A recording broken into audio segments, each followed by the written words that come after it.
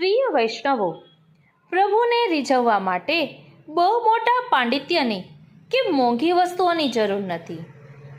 જેમ એક નાનો નિર્દોષ બાળક હોય, તેને આપણે મોંઘામાં મોંઘા રમકડાં લાવી આપીએ તો પણ કદાચ એ ન હસે, પણ જો ઘરના દરવાજાની સાંકળનો ખટખટ અવાજ કરીએ તો એ ખડખડાટથી હસી પડે.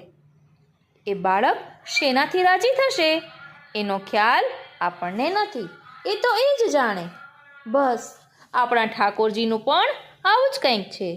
એ પણ એવા પરમ નિર્દોષ અને બાલભાવવાળા છે. આપણી કઈ સ્તુતિ, કયો પાઠ કે હૃદયનો કયો ભાવ એમને સ્પર્શી જશે અને એવો પ્રસન્ન થશે એ આપણે જાણતા નથી. એટલે જ આ પુરુષોત્તમ માસમાં આપણે 30 અલગ અલગ પાઠ દ્વારા પ્રભુના દરવાજે પેલી સાંકળ ખટખટાવવાનો પ્રયાસ કરવાના છીએ. કોણ જાણે કયા પાઠથી આપણા વાલા એવા શ્રી ઠાકોરજી એમનું મુખ મલકાવે અને અમી દ્રષ્ટિ કરે. તો પુરુષોત્તમ માસમાં આ 30 પાઠનો અનેરો આનંદ લેવા માટે મનાતુરી સાથે જોડાયેલા રહેજો. અને આપને કયા પાઠમાં રુચિ છે તે પણ કોમેન્ટ બોક્સમાં જરૂરથી જણાવશો. જય શ્રી કૃષ્ણ.